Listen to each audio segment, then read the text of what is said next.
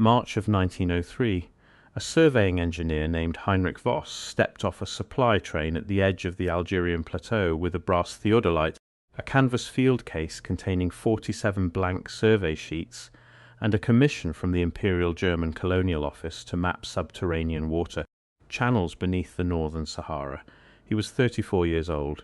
He had spent the previous 6 years mapping drainage systems in East Africa for the same office. He knew what dry ground looked like from the surface. He knew what it concealed beneath. What he found over the next 11 months was not what he had been sent to find. The official record of Voss's commission ends with a single line in the Colonial Office's internal ledger for 1904: survey completed, report submitted, file closed.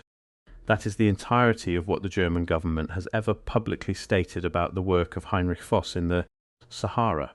There is no published report, there is no archived field map, there is no record of the 47 survey sheets. What there is a death notice. Heinrich Voss died in Stuttgart on February 14, 1904, 11 months after he returned from Algeria. He was 35 years old. The official cause was typhoid fever. He had no documented illness prior to his return. His field assistant, a Tunisian surveyor named Youssef Alouni, who had accompanied Voss for the entirety of the 11-month survey, died 6 weeks later in Tunis. The cause listed on his death record was also typhoid fever. 2 men, same commission, same timeline, same cause of death, 6 weeks apart. Before we go further, if investigations like this are what you come here for, hit subscribe so the next one finds you when it drops. The algorithm tends to suppress this kind of research unless you tell it otherwise.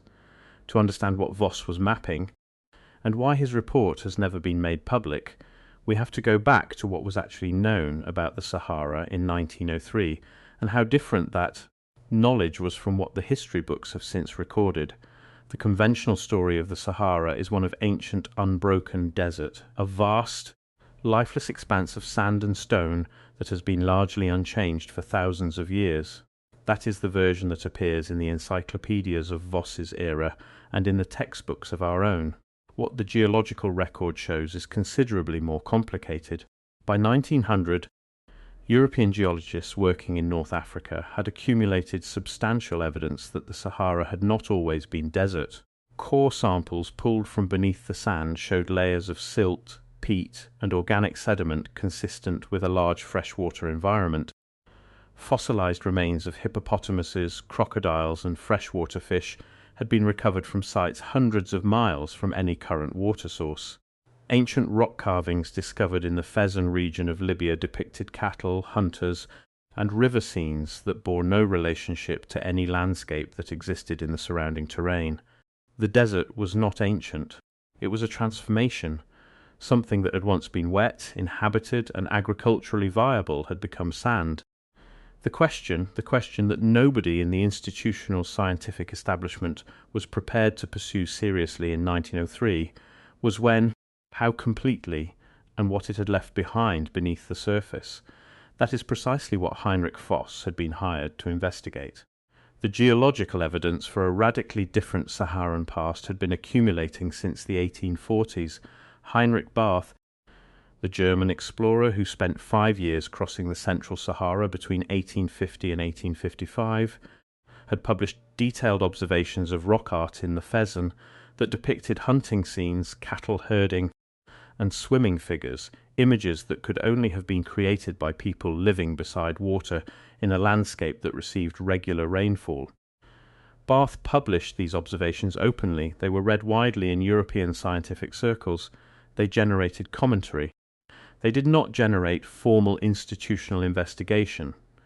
The gap between what the evidence suggested and what the official narrative acknowledged had been widening for 60 years by the time Voss arrived in Algeria.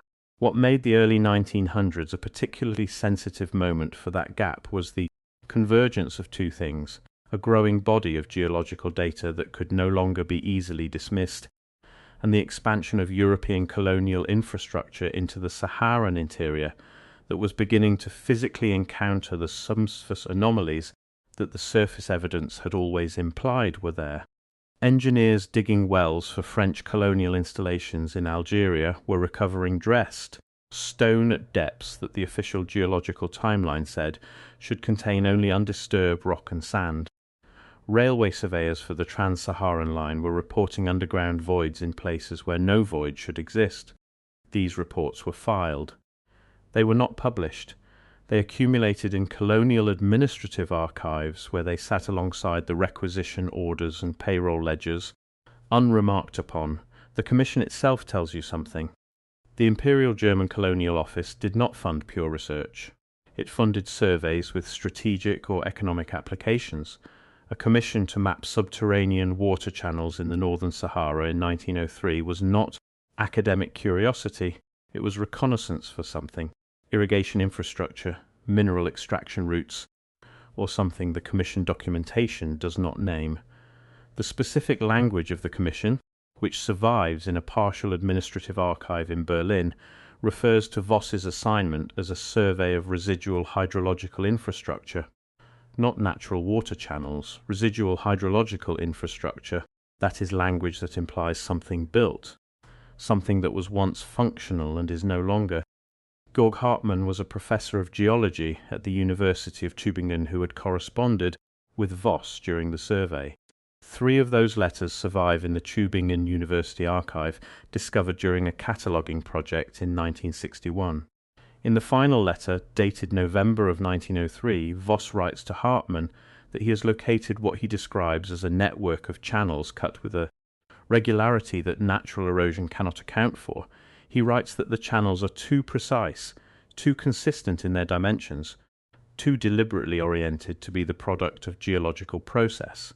He describes finding the remains of what appear to be stone lining along the interior walls of the deeper channels. Stonework, he says, is not consistent with any known Roman, Carthaginian or Berber construction technique.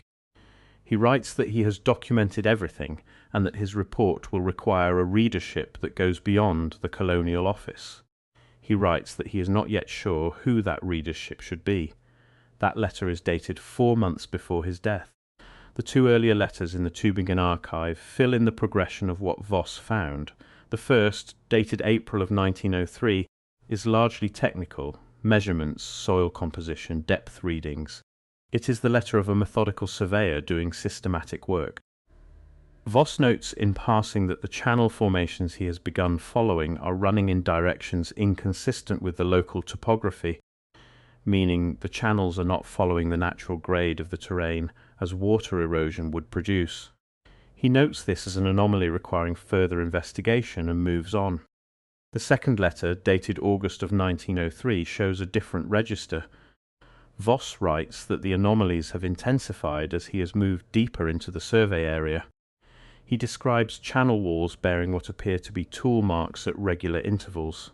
He describes encountering sections where multiple channels converge at junctions that are geometrically precise in a way that, as he puts it, suggests deliberate design rather than natural confluence. He does not use the word civilization in the August letter. He uses the phrase organized prior occupation. By November, in the third letter, he is using language that is considerably less hedged. He has found something. He knows what it implies. He does not yet know what to do with that knowledge. His field assistant Youssef Alouni had worked with European survey teams in North Africa for 12 years before joining Voss's commission. He was known in Tunisian surveying circles as meticulous and experienced. He was not prone to speculation. A colleague of Alouni's named Rachid Bensalam, who worked for the French Geographical Society in Tunis, wrote a brief memorial notice in a French surveying journal following Alouni's death in 1904. In that notice, Bensalam mentions that Alouni had told him, in the weeks after returning from the survey, that he had seen things in the desert that he could not place in any framework he possessed. Bensalam writes that Alouni was not a dramatic man and did not use language like that habitually. Bensalam notes that he had asked Alouni what specifically he meant, and that Alouni had said only, "The channels do not end where channels should end." That phrase is worth staying with. A natural drainage channel ends when the terrain ends at a cliff edge, a basin, a flat plain where the water would historically have pooled or spread. An irrigation channel ends at the field or settlement it was built to serve. What Aluni was describing in the most compressed language available to him in a brief conversation reported second-hand was channels that terminated in a way inconsistent with both natural formation and conventional irrigation infrastructure. Channels that went somewhere that no longer existed on the surface. Channels that implied a destination the desert had consumed. But here is what makes the Voss case distinct from a simple story of a lost survey. He was not the only European researcher to encounter this problem in the Sahara during this period, and the pattern of what happened to the others is consistent enough to deserve attention. Friedrich Rolfs, a German explorer who had crossed the Sahara in the 1860s and 1870s, and was one of the most experienced European Saharan travellers of his era, had written in his published journals about encountering underground passages in the eastern Libyan desert that his local guides refused to enter or discuss. Rolfs described the passages as obviously artificial in their construction and noted that the guide's refusal was not based on supernatural fear but on what appeared to be a cultural prohibition he could not penetrate. Rolfs published these observations openly. They appeared in his 1874 travel account and were read by European geographers. They were noted. They were not followed up. The standard academic response to Rolfs's account was to attribute the artificial-looking passages to ancient Roman military construction. Convenient explanation that required no further investigation because Roman presence in North Africa was already an acknowledged historical fact. The problem with that explanation is that Roman military engineers built fortifications, roads, and aqueducts according to well-documented templates. What Rolfs described did not match any of those templates. His local guides, who had lived in the region for generations, did not treat the passages as Roman ruins. They treated them as something older and more significant than that, something that came with cultural prohibitions rather than historical footnotes. Roman ruins in North Africa were everywhere. Nobody had cultural prohibitions against entering them. Erwin von Shaw, a British-educated Austrian geographer who conducted a survey of the Fezzan region of Libya in 1897, submitted a preliminary report to the Royal Geographical Society in London that included hand-drawn maps of what he described as ancient channel, systems too extensive and too regular to be naturally occurring. The Royal Geographical Society acknowledged receipt of the report. It was never published in their journal. Von Shaw made no further submission to any institution. He died in Vienna in 901 at the age of 41. The official cause was heart failure. Henri Laperrine, a French Foreign Legion officer who spent years in the Central Sahara between 1900 and 1920, and had more direct knowledge of the desert interior than almost any other European of his generation, wrote in private correspondence to a colleague in 1911 that the desert concealed evidence of a civilization far older and far more hydraulically sophisticated than anything the academic establishment was willing to consider. Laperrine was not a civilian researcher. He was a military man with no academic incentive to speculate. His private letters were not written for publication. He wrote what he believed to be true. 3 independent observers, 3 separate time periods, 3 accounts of the same thing, channel systems in the Saharan interior that did not fit the official geological narrative. And in each case, the account was either ignored, suppressed before publication, or written in private correspondence that never reached the public record during the author's lifetime. The Imperial German Colonial Office has never explained why the report Voss submitted in early 1904 does not appear in any publicly accessible archive. It has never explained why the commission that funded 11 months of field survey and produced 47 sheets of documentation generated no published output of any kind, not a summary, not a redaction, not a note of receipt.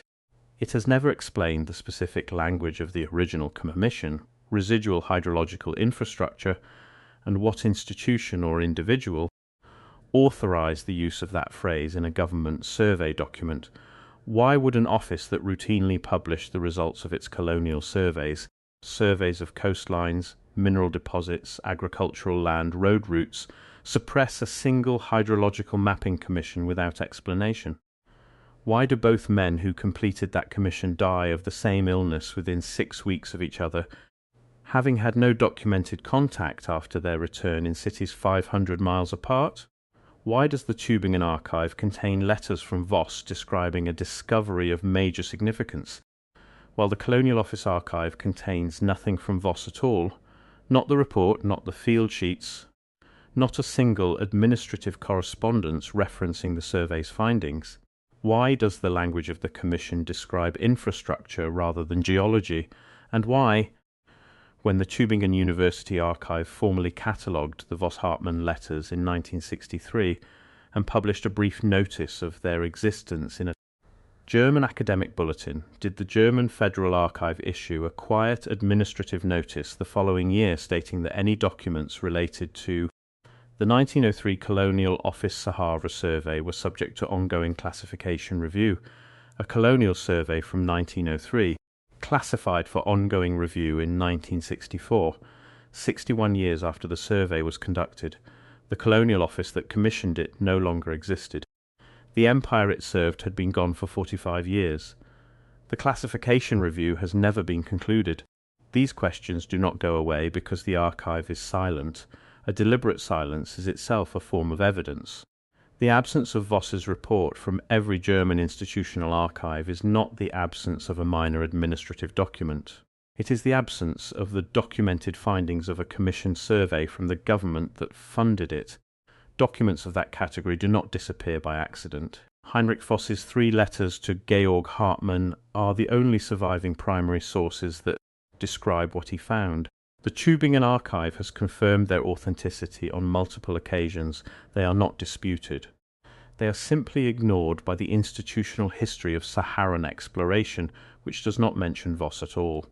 The final letter ends with a sentence that Hartmann underlined in pencil when he received it. Voss writes, "I have mapped what was here before the sand came, and it is not what any of us were prepared for."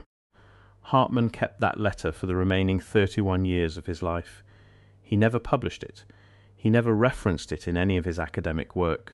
He never discussed it in correspondence with other scholars, as far as the surviving record shows. He simply kept it in a folder in his private papers, where it sat undisturbed until a graduate student sorting through his estate in 1961 pulled it from between 2 unrelated documents and photographed it before placing it into the catalogued archive. The 47 survey sheets are not in the Tübingen archive. They are not in the Colonial Office records in Berlin. They are not listed in any inventory of transferred or destroyed documents from that period. They are simply not there.